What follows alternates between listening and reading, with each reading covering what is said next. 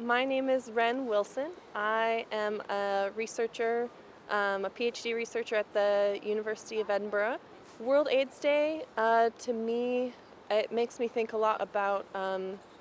the future and the past. I think it's kind of a moment where simultaneously um, living with HIV is acknowledged in the reality is now, as well as what it can be in the future, changes that are coming down the line, as well as a time of deep remembrance about um, the decades past and the lives impacted and affected. So it's really this, for me, I see it as this very key confluence and moment of deep reflection and deep hope about the future of HIV around the world. I think it's extremely important to celebrate World AIDS Day just in the context of, I think World AIDS Day is incredibly important right now. I think there's still so much lack of understanding in the general public about what it actually feels like to live with HIV in present day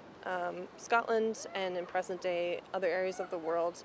I think it's a chance to really highlight specific stories and experiences of living and navigating through spaces of care. And there's still so much that the wider public just really doesn't know. And I think it's a really great chance each year to kind of highlight that and highlight all the amazing work that happens throughout the year, not just on World AIDS Day, but really taking that time to focus on the consistent love and effort and care that takes place across the year, every day, and the work that is done by organizations, by individuals, and people across the world, and have been doing important work for many years and decades. So I think World AIDS Day has always been relevant and will continue to be relevant to think about living with HIV in the future, as well as honoring what's happening right now and shining a light on the reality of living with HIV and remembering what has taken place in the past as well. When I think about the future of HIV in Scotland and access in particular to HIV services and care, I think about all of the ongoing work and effort that's taking place right now to ensure that there is equal access to support, equal access to testing, and there's a lot of really important developments coming with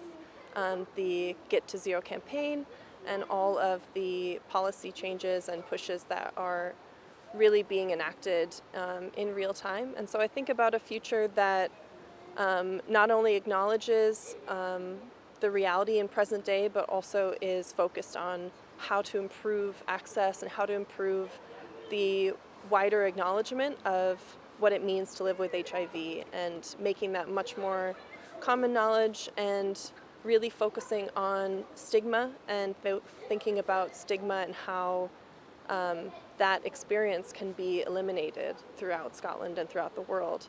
And a huge part of that is about bridging that gap between knowledge and experience and the wider public engagement. And I think there's a lot of important work that's being done and continues to be done to connect individuals and connect spaces of knowledge and care, science, and an individual experience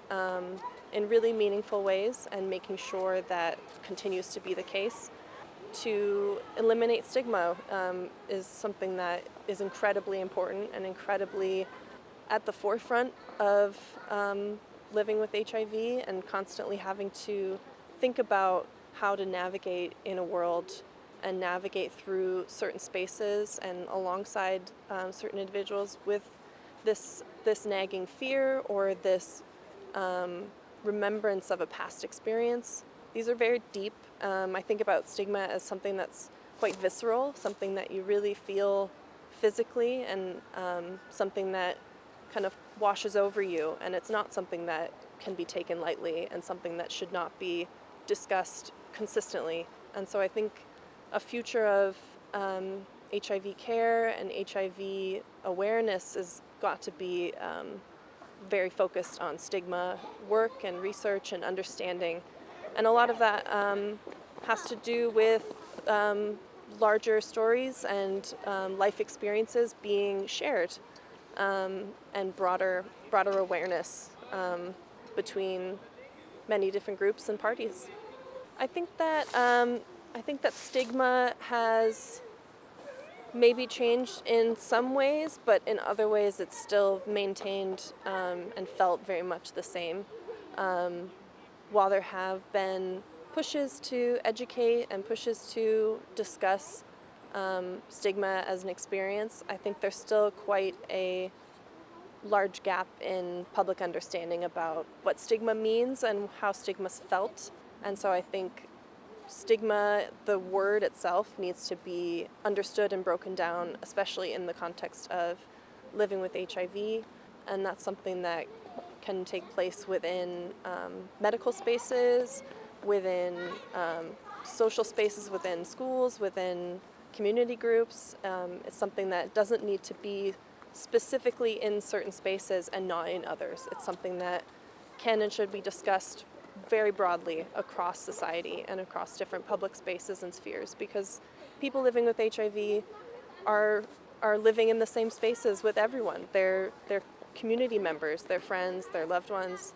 their partners. They deserve to live in a world where they're not engaging with spaces where stigma is a constant threat. So I feel it's incredibly important, and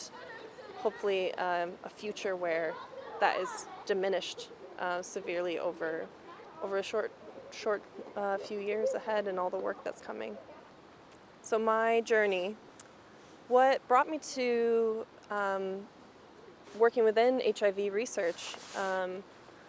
initially was I had a long-standing jobs in the U.S. in medical care, medical research, and in my studies and in my professional experiences, HIV was always brought up as something that was very distant, something that was very biomedical. There were hardly any mentions of a lived experience, and it was very much just spoken of in hushed tones, spoken of as this strictly biomedical and very distant reality. And until I came to do medical anthropology, more specifically as my field, I encountered the work of Waverly Care and worked alongside them with some research regarding lived experiences of disclosure and the experience of disclosing your status when living with HIV in contemporary Scotland. And so through that specific engagement and interaction, that was one of the first times in my life, after many years of working in medicine and anthropology, of understanding what it actually means to live with HIV and how it is felt. All of the specific experiences and memories and lived experiences that are still ongoing, that are taking place in and around us. And I was one of many working in medicine and working in anthropology that was completely unaware of these lived experiences and HIV as a contemporary lived experience. And so through that work and through that project, I'm still here today, and I'm very much inspired by the individuals that I come in contact with and the people that share their experiences with me regarding what it means and how it's felt to live with HIV, and also seeing and witnessing and bearing witness to lives lived, activist work that's being taken up, and ongoing, consistent caring efforts by organizations like Waverly Care that provide a space, that provide opportunities for collaboration and furthering understanding of what it means to live with HIV. And so I'm continually, daily inspired and very much see myself continuing in this line of work and activism, and hope to continue to support any efforts to breaking down stigma and bridging the gap between understanding of what it means to live with HIV and kind of this very strict biomedical understanding of it as just a diagnosis and something that's engaged with on the medical sphere, but it's something that impacts people in many aspects of their lives. So that's something that I really feel very strongly is something that I want to participate in and be present in and continue to support all the efforts that I've been honored to bear witness to and participate in. Something that's been communicated to me as very important and relevant in the immediate work and the immediate lives of people that I work alongside are the access to testing and the access to equal support services across Scotland, especially in the efforts to the Get to Zero campaign by 2030. Consistent testing, consistent access to testing is something that is very much at the forefront for those living with HIV and organizations and public health policies to make that a very consistent focus in the years ahead, especially in these dynamic years leading up to that goal and that deadline. I see my role in the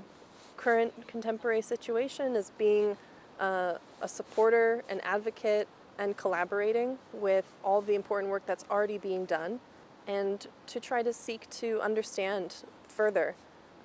what it means to live with HIV, what it means to live with HIV in Scotland right now, not necessarily trying to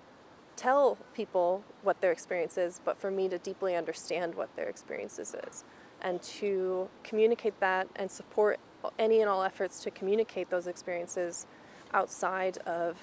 classic spheres that individuals already know, the echo chambers, and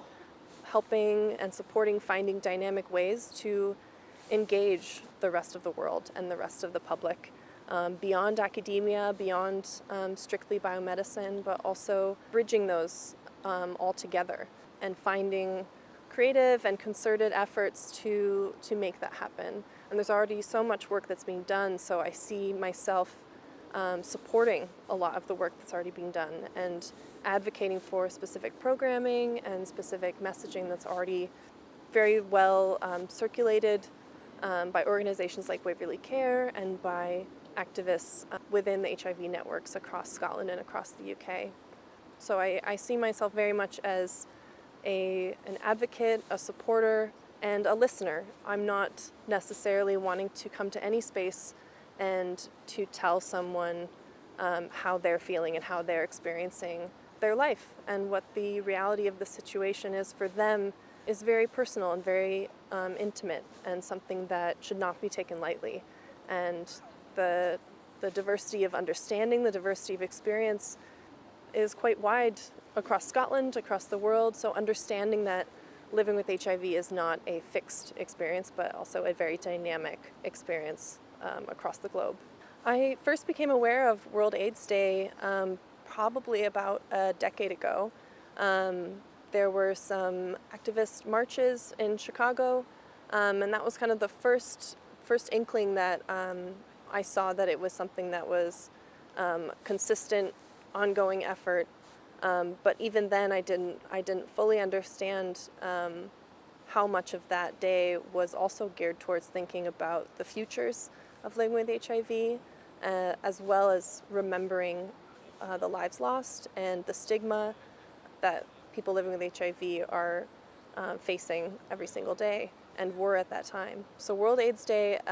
has really expanded for me in recent years in my understanding of it and in my experience of it each year. So I think it's something that continually is relevant and continually needs to be celebrated, discussed, honored in many ways and in many different places to acknowledge that there's still so many people that need to deeply understand what it means to live with HIV and the memories and the futures of living with HIV.